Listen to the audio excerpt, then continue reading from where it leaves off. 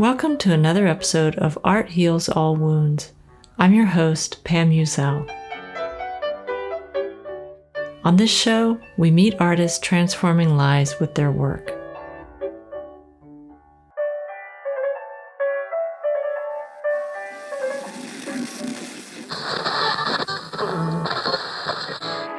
She uses taste in selecting her clothes. For the preservation of American.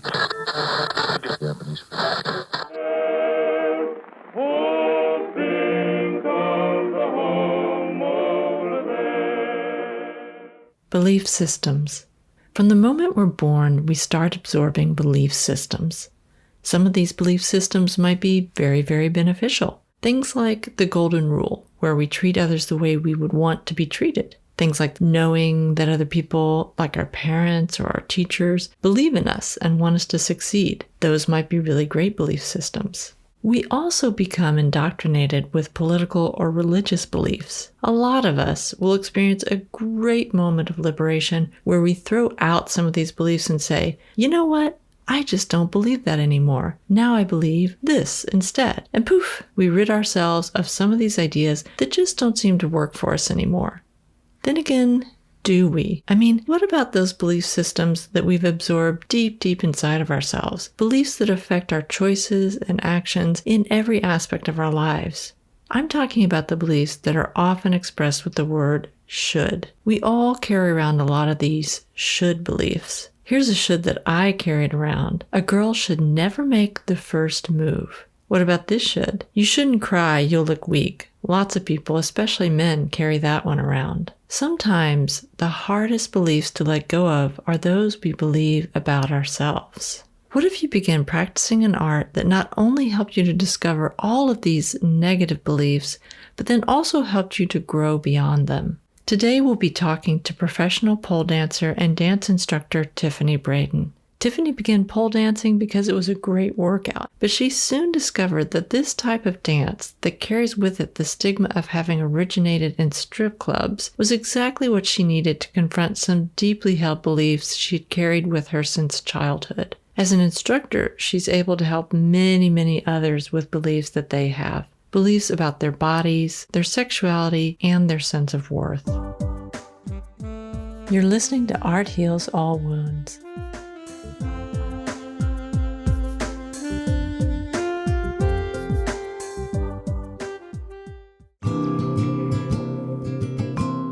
First up, The Art of Conversation, where I hear from you.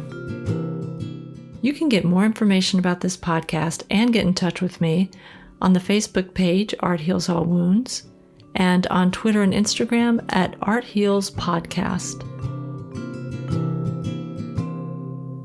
I decided to interview Tiffany today on my show because she sent me this really great social media post that moved me quite a bit.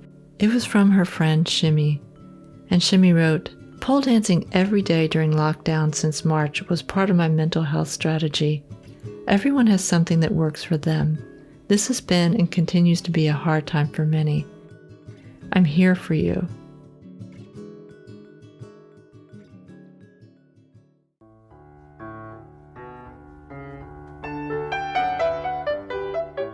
Up next, our deep dive with this episode's guest on Art Heals All Wounds.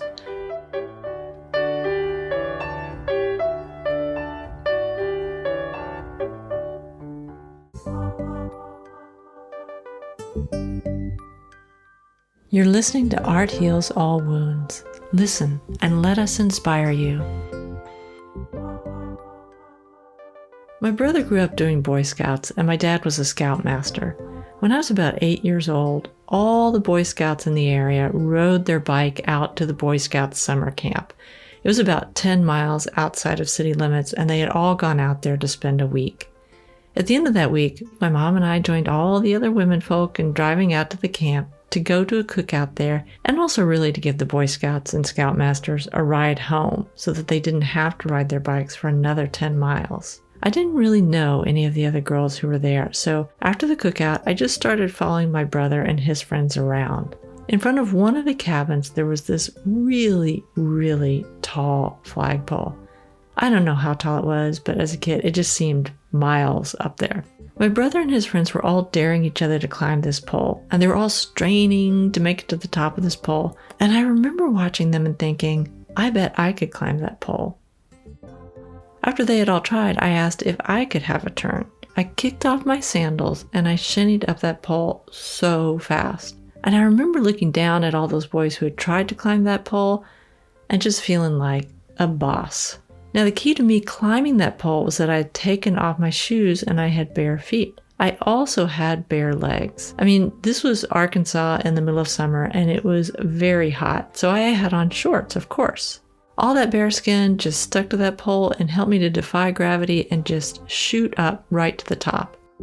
And as I clung from the top of that pole, just basking in my awesomeness, I suddenly hear, "Pamela K, get down off of that pole." It was my mom, of course, who had just happened to wander by at that moment. She was standing underneath me, looking up at me, and to my shock, she was really upset that I had climbed that pole. I hadn't thought about this memory in a really long time, but speaking to my guest on this episode dislodged it from somewhere and made it all suddenly make sense. My guest today is pole dancer Tiffany Braden. Tiffany has been a pole dancer for 12 years. She's also my niece. Well, to be precise, she's my first cousin once removed, but in terms of age difference, she feels like a niece. I also love her mom, my cousin, very much, and growing up would have liked nothing better than for her to have been my big sister. Tiffany and I are both often described by other family members as marching to the beat of a different drummer. It's the nice Southern way for someone to say, "You're weird, but I love you anyway." Hi, Tiffany. Thank you so much for agreeing to be a guest today on Art Heals All Wounds. Thank you very, very much for inviting me to be a part of this very cool show. I'm just over the moon and I'm such a big fan. So thank you very much. Oh, thank you. Thank you, Tiffany. I am a professional pole dancer. I teach pole dancing and perform professionally as a career. I started pole dancing in 2009 and I now teach full-time. Can you talk about your life pre-pole dancing? And you can go as far back as you want. Where you were born? Did you have any kind of dance training ahead of this? I grew up mostly in East Texas, a very conservative, small town area. And I didn't take dance except for one time when my mother enrolled me in ballet when I was very young. And at the end of the class, the ballet teacher walked up to my mom and told her maybe dance wasn't for me. And I didn't take another dance class until I was 21, and it was a pole dance class. And the reason I took that pole dance class at the time was because I was just looking for a really fun workout. And it happened to be like the first Google result when I Googled like fun workouts. It happened to be right across the street from the bookstore where I worked in Maryland. I was 21. I went in for a free pole dance class, and that's how they get you for sure. And that was that was 2009. So that was many years ago. And now, of course, I'm a full-time professional. But prior to that, I did not have a dance background. I get asked that a lot by my students and people who like follow me on Instagram or whatever, if I have a background in dance. And the answer is no. I was actually told maybe dance wasn't for me. That's so mean. When I was quite young, I know I would never ever tell a student that pole dance isn't for them, because pole dance can be for anybody. I really believe it can be anything. You know, we have pole theater and stripper style and gymnastic style, and there's so many different types of pole. I would never say it's not for you, but I indeed was told that dance wasn't for me when I was quite young. And I believed that for a very long time. And it turned out to be false, because dance actually is for me, as it were. And I actually grew up on a farm. So I grew up on such the opposite side of dance. As someone who's watched your Instagram and Facebook videos over the years, you are in fact quite graceful. And thank you. Well, it's a surprise to everyone. Certainly my first ballet teacher. Does I she wish know? I knew her name so I could tell her that you said that. Well, good. She should know. And she should know that she should not say that to other children or their parents, that that's a terrible thing to say. I've shared with you that I had a similar experience to when I took ballet as a young child. And sadly, I am not a dancer today, but I don't think Maybe it was you because are. That's true. I'm not going to say no because you're proving your dance teacher wrong. I think everyone can be. I want to explore a little bit more something you just said about the different types of pole. Sure. It's wild because when I first started pole and I told a very select few people that I was interested in pole, because this was 2009 when pole was not very big. And everyone I told said, "You mean like strippers?" And as the years went on and I continued to tell people that I'm involved in pole, the answers changed to, I hear that takes a lot of strength. And now I hear, I have a friend who does that. And sometimes I'll even hear like, I took a class one time and I love that. Or even like me too. And that really excites me. But that's to say that pole dancing has really evolved in the last few years. It's still quite a new thing, but there are competitions all over the world, and the categories within those competitions are things like pole theater, as I mentioned, which I'm a big fan of. I love watching a performer create a character with their body.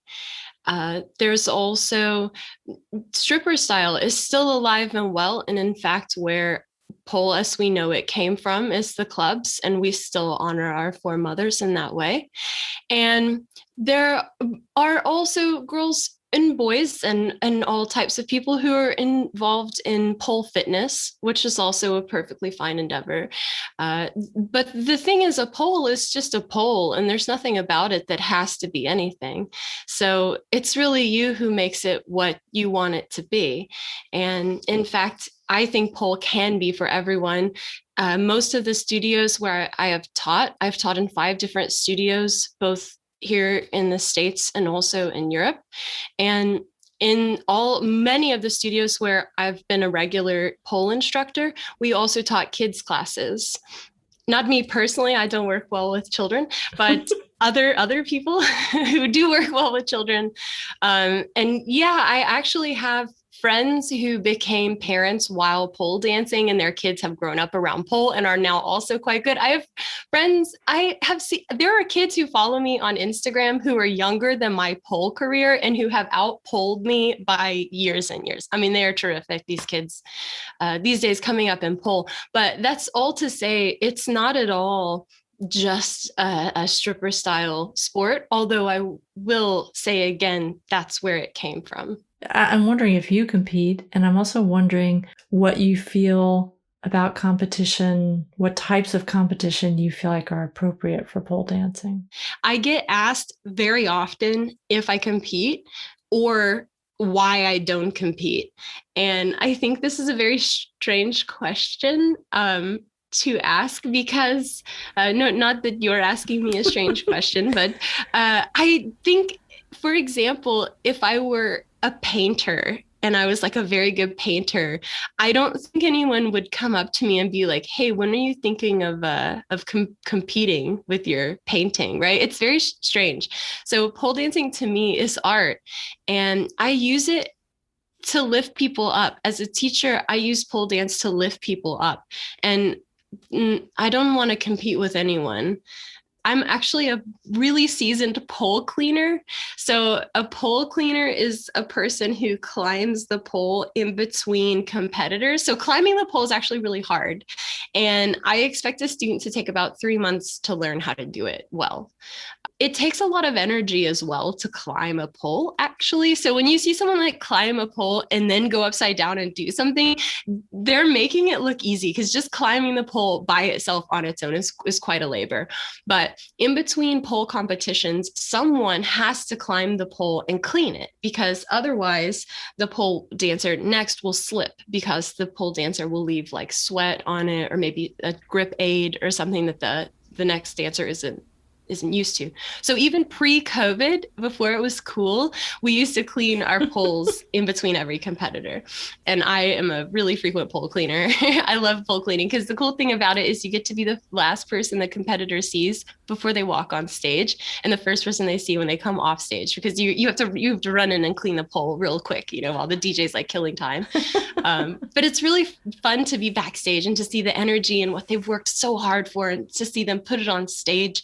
And some of them come off stage like breathless and crying, and some of them just come off cool as a cucumber, and it's so fun to see. So I love competitions. I love being at them, but I personally don't compete. I'm happy to showcase and have had a lot of great performance opportunities personally, but competing is not the reason that I pole dance, and I don't see myself competing unless there's a lot of money. I will sell out, certainly.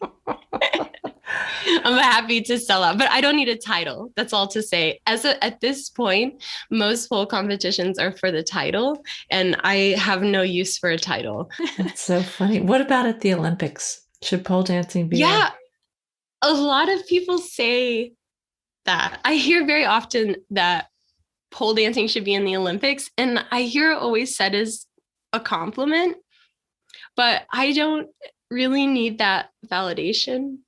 Like, I don't need the Olympics to know that what I do is really hard.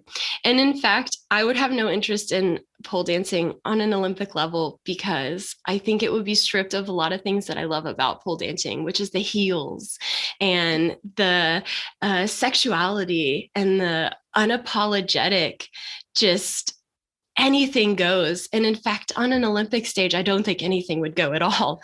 I think they would not like that stripping, or that pole dancing came from strip clubs. And again, I'll say again and again, pole dancing as we know it came from strip clubs. And I think that the Olympic Committee, and in fact, many efforts to make pole an Olympic sport, have been met with resistance from other pole dancers, in the vein that the Olympic Committee would take our heels away. They wouldn't let us. It would be very sporty, and maybe there's a place for that, and maybe that's fine for someone. But personally, I have no interest in it. It's not something that I would want to compete in. I would watch it probably. I'm not gonna, obviously I would watch it, but I would have no interest in it personally. So interesting. And then earlier I mentioned that pole fitness is a whole camp of pole dancers. There are voices within the pole community who really prefer to separate themselves from the stripping background of pole, to the end that they'll take pole skills that have common names, that are named after strippers, because we have a lot of skills that are named after strippers. Their names are names of strippers. This is the Tammy, Aisha. I mean, there's many of these. And there are people who will rename something, for example, the Jade, which is named for Jamila DeVille, and call it like an inverted split or something. And I think if something is already called a Jade, and it is a Jade in every country, every studio I've ever been in, it's a Jade. You can, in fact, search on Instagram. I'm going to let you in on an Instagram secret we have. It is that we use the system PD blank to search skills. So in this circumstance, I'm describing a Jade, Jade, named for Jamila DeVille, Jamila DeVille. And if I wanted to, for example, if I wanted to expand my Jade for some reason, or if I was learning Jade, I would search on Instagram hashtag PD Jade. And it stands for pole dance Jade. And that's going to get me hundreds on hundreds of pole dancers doing this skill.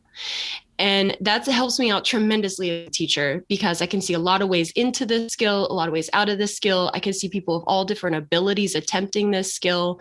It's incredibly helpful to me. I think if you're renaming it to something that makes you comfortable, you're really erasing its history. And in a very real way, it's its creator. I think it's insulting to do such a thing. And there are some people who will say that pole dancing came from Chinese pole or an Indian sport that is ancient. But in fact, again, these skills, if you're performing it in platform heels, if you're doing skills that are named after strippers, like you have to acknowledge where this came from and respect it. I do also think that pole can be for everybody, and not everybody is comfortable with their sexuality. So I guess I'm of two minds in that way. If that's what you need to make yourself feel comfortable, I hope you'll eventually come around. So tell me a little bit about your mental and psychological journey with pole, because it sounds like you started off feeling like, oh, what I do is very separate from what strippers do. Indeed. Yeah. Well, tell me about that journey. That's accurate. So I started pole in 2009. I was in Baltimore, Maryland when I took my first pole class. And for 3 years, I was a dancer at a studio in Maryland. Then I moved back to Texas in 2012. And at that time, I joined a studio, which was quite different from the studio that I had started training in Maryland. And I came to that San Antonio studio, which is Soft Sensuous Moves, with again, a very guarded position. I still had a lot of ideas which were indoctrinated within me from my upbringing in, again, a super conservative area in East Texas. And I had these ideas about what it meant to own my body and have agency over my body. And it took me a very long time, probably 5 or so years in pole, to shed these ideas. And what helped me understand that my body is something that I own and that I have agency over and that I can display in any way that I'd like was pole dance. And in a greater way, because again, the pole is neutral. It's not anything unless you make it something. But when I say pole dance, I mean specifically the people in pole dancing, the people who are of pole dance. My teachers, especially Jennifer Huff at Soft Sensuous Moves, pole dance is a community in a way that I never expected. In a really tangible way, for example, my friend Shimmy was a burlesque star, and burlesque is like also very related to sex work. And when I first started at Soft Sensuous Moves, my friend Shimmy was in the very first class that I took there, and she remained a co-student with me until we both became teachers, and we learned how to be teachers together. And I worked with Shimmy and knew Shimmy for many years. And what attracted me to your podcast was that I do in fact have now a bit of an open wound in that Shimmy died in December. She was struck on her way to teach pole in front of the studio. And sorry, it's very fresh, but the thing is, what helped me grieve Shimmy is that we learn how to dance together.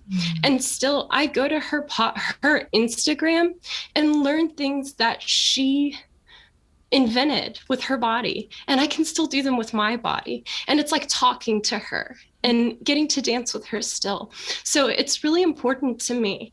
And what also helped me grieve Shimmy was listening to her students talk about her at her celebration of life, which was held at the studio in San Antonio. And at that celebration of life, I heard her students say things like, Shimmy was the first person to ever tell me I was strong.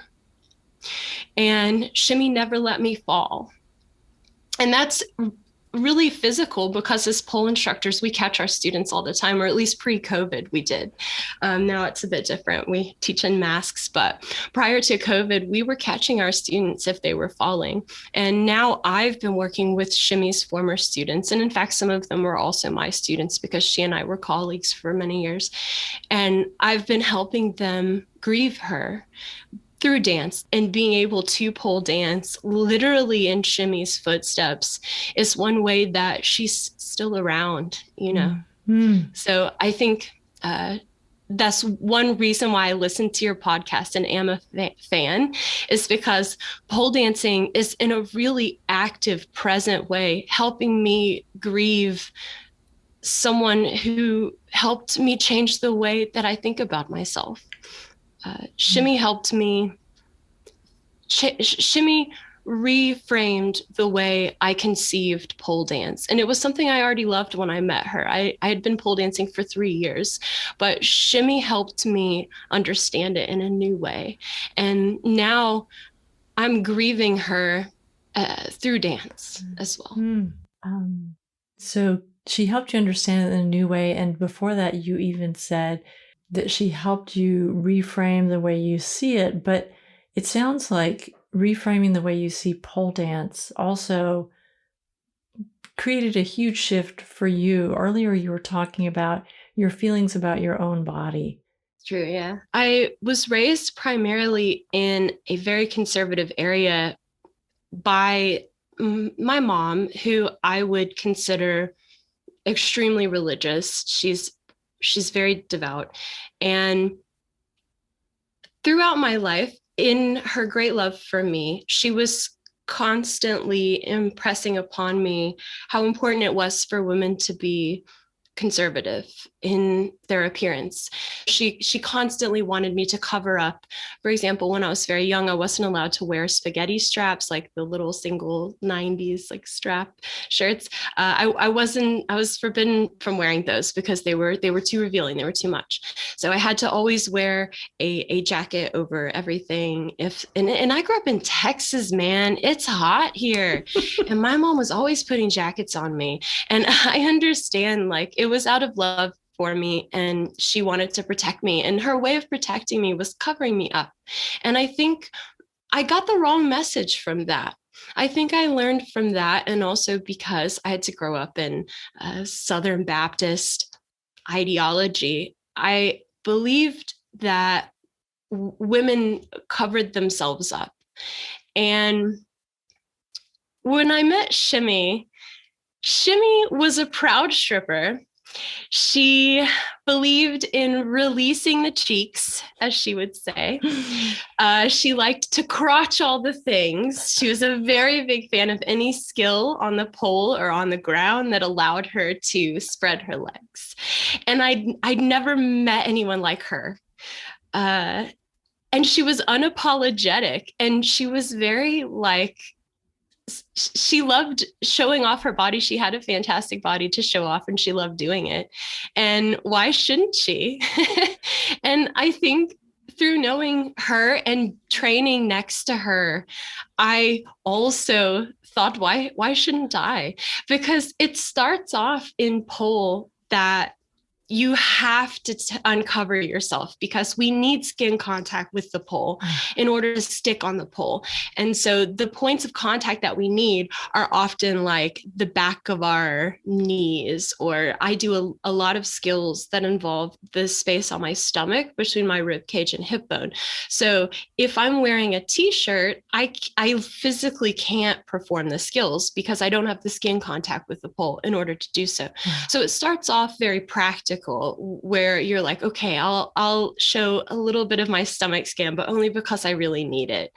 And that's how I came into it. But then knowing someone like Shimmy, who was so unapologetic and enjoyed the part of pole where she got to show off her body, whereas for me, it was such a embarrassing thing to do. But Shimmy, like, the thing about knowing a dancer is that Shimmy and I trained together for so many years that I knew her body very well. I knew, for example, she was hypermobile in her elbows. I knew how her elbows worked, and I knew how far back, like, her leg could go when I stretched it. And I knew her body extremely well and what it was capable of. And it was marvelous. And she was proud of it, and she should have been. And she was 49 when she was struck by a vehicle in front of the studio on her way to teach an advanced pole class. Wow. And she was super proud of her age and should have been. And so just having known her and the way that she fostered her body and was proud of what it could do and delighted in showing off those things really forced me to reevaluate the way that I was treating my own body and the message that I was sending myself and others by how insecure I was, my insecurity, I would say. Mm. Would you also say, though, that it's shame? Because you and I have a similar background, and I would definitely have struggled through some issues around shame. Certainly. Oh, certainly. I mean, absolutely. Women are whores, and there's no male equivalent to that. So I think certainly women are shamed far more. Yeah, and especially if you dare to show your body off. Like, I luckily live in Austin, Texas, which is a super liberal place. I think it's technically you can be topless. And also, like, I lived in Amsterdam as well for a couple of years. That's where my MA is from. And I also taught pole dance there. And I think all over the world, in every place I've lived, even the most liberal places, it's true. Women are more shamed and held more accountable or made to feel ashamed for showing their bodies. It sounds like a lot of your growth as a person also began and continued through this relationship with Shimmy. I found out that she had passed away when I was at the studio. I had just finished teaching. I was by myself, and I really feel closest to her in the moments when I'm in the studio, when I'm teaching or when I'm dancing. I feel her certainly, and it was such an unexpected loss to lose her, and she was such a fixture in the pole community that everyone is now dancing with her. So it's beautiful that she can keep dancing this way. Yeah. If you go back to that person that you were before you took your first pole dance class, what was going on in your life before? So I was actually in the military. I graduated at 17. I was quite young, and I enrolled in a college that was not for me. It was a local community college in a very small Texas town. They were more conservative than I found out I am. And again, had these ideas about diversity that I found out later I just didn't share, but I didn't know that it was okay not to, because I'd never heard anyone else say that they weren't particularly religious. For example, I didn't know anyone who wasn't religious. I just didn't fit in and didn't know why, I guess, is the way to phrase it. So when I joined the military, which was the only other thing I could think of, I was 18. I had just lost a friend, and I was really in a bad place mentally. I received an honorable discharge from the military for medical reasons related to my mental health. And I had just left the military and was really 21, I think.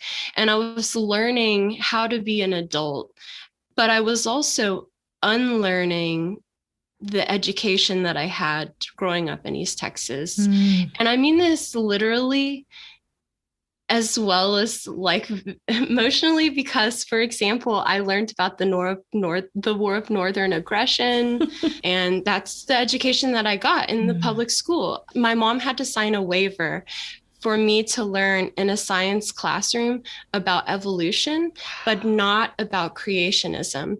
And I remember I had a friend in my grade whose mom only allowed him to learn about creationism and not about evolution. So he had to wait in the hallway while we learned about evolution. And this is in a public school, but it was a very indoctrinating childhood. I was not exposed to dissenting opinions, especially not regarding religion. And as an extension of that, not regarding femininity or the women's rights. I'm fortunate that my mom is very pro-women and she used to tell me, you have to work twice as hard to get half the credit as a man and a fourth of the pay. Uh, she was a single mother and she was strong and a great role model, but she also had some ideas that I no longer share with her, and she knows. So it's not a surprise. She saw me dance and she knows. But living in Maryland, even in a military setting for those years, was huge for me because I was exposed to all kinds of people and I was able to develop my own ideas instead of just the ones that I had learned from East Texas and that had been repeated by the people around me. And so then when I returned to Texas, I did so with new ideas. And the first place that I worked in Texas when I returned was a place I will not name because they ultimately let me go. After 2 years of working for them, I worked with adults with disabilities. And I strongly suspect, although they never said as much, that the reason they let me go was because I was a pole dancer, and they did not jive with that. But if they hadn't let me go, I probably never would have become a teacher. And then I would have never danced for Snoop Dogg. But you don't mean dancing for Snoop Dogg like him personally. You mean a big, on stage. Like at one of his huge concerts. I was paid, indeed, I was paid money by Snoop Dogg to perform on stage with him. I would have never moved to Europe and taught in Europe and done all the amazing things that I did. So in a way, them firing me for what I felt was because of pole dancing was my final permission, I guess, to be a full-time pole dancer. Right. And I've not had an office job, I guess, since then. I have been in school, but I've not had an office job since then. Pole dancing definitely saved my life. And as I grew in my relationship with pole dance, pole became an ability, a means for me to cope. I would never be the person I was without shimmy, but I wouldn't know how to grieve shimmy if not for pole either, because being able to dance through movements that she also danced through is the only way. It's like giving her a hug. It's the only way I know to be one with her body still, and to feel the things that she would have felt. So pole has been very literally right now a way for me to heal. But in zooming out in the longer scope of my life, pole has certainly been revolutionary to the way that I consider myself. I ended up writing, so I actually have a master's degree. Both my bachelor's degree and my master's degree have nothing to do with pole dance, but my finals for both of them had everything to do with pole dance. So my bachelor's degree is in rhetoric and writing, which is essentially persuasion, if you don't know how to think of the word rhetoric, which is contested, but doesn't matter. And my final was over pole dance and peacemaking. I got really involved in the rhetoric. So I took a class called The Rhetoric of Peacemaking. And I got really involved with pole dance as a peacemaking practice. I teach beginner pole, and I've been teaching for about 8 years. And it's astounding to me the number of people who at the very beginning of class, I literally just asked them to walk around the pole, and they're uncomfortable with that. And I just can't understand why. It's just, you're walking in a circle, but people are so uncomfortable by it. And those thoughts that they have when they're doing that are things like, this is awkward. No one wants to see this of me. And those things are ideas that society put in their head. Those aren't original thoughts that you're having or that the student is having. And so pole dance is a way that I reframe those thoughts. If I have a thought like I look fat today or whatever, that's not my thought. That's a thought I'm taking on from someone else. So pole gives me the agency to think like, this is my body today and it's fantastic. Look at what it can do. So instead of conceiving of my body as like a daughter or a sister or whatever. My body's mine, and I can do anything I want with it. And it was only pole that allowed me to reframe those thoughts into thoughts that are my own, that I created about my body and how I want to feel about it. Thank you so much for being on the podcast today. You know, I am so happy that you are a part of my family. I learned so much from you, and I'm glad we kind of reconnected once you became an adult. Me too. Having these conversations with you about pole dancing and how it's made you rethink, you know, your own feelings about your body has really made me go back and rethink a lot of things that I grew up with and that maybe I shed to a partial degree, but maybe not as much as I could have. There's time. Well, this has been a great growth experience for me, just to talk to you about how this has been for you in your life, and to know that we come from very similar backgrounds since we are related. Indeed. Yeah. This has been such a pleasure. Thank you very much for having me on here. I think you're the coolest. I think you're the coolest.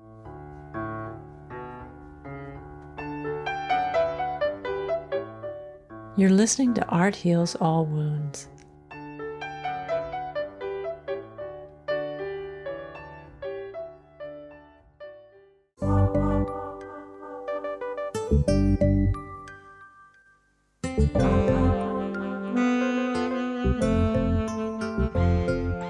Remember to be in touch on my Facebook page, Art Heals All Wounds, and also on Twitter and Instagram at Art Heals Podcast. It was such a special pleasure to have my cousin Tiffany on as the guest today.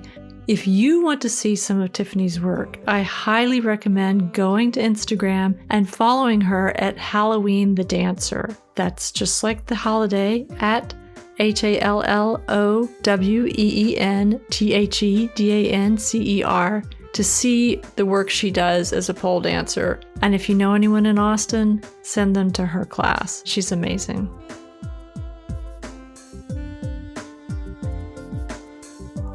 Today's episode is dedicated to S.T. Shimmy, who tragically lost her life in December of 2020.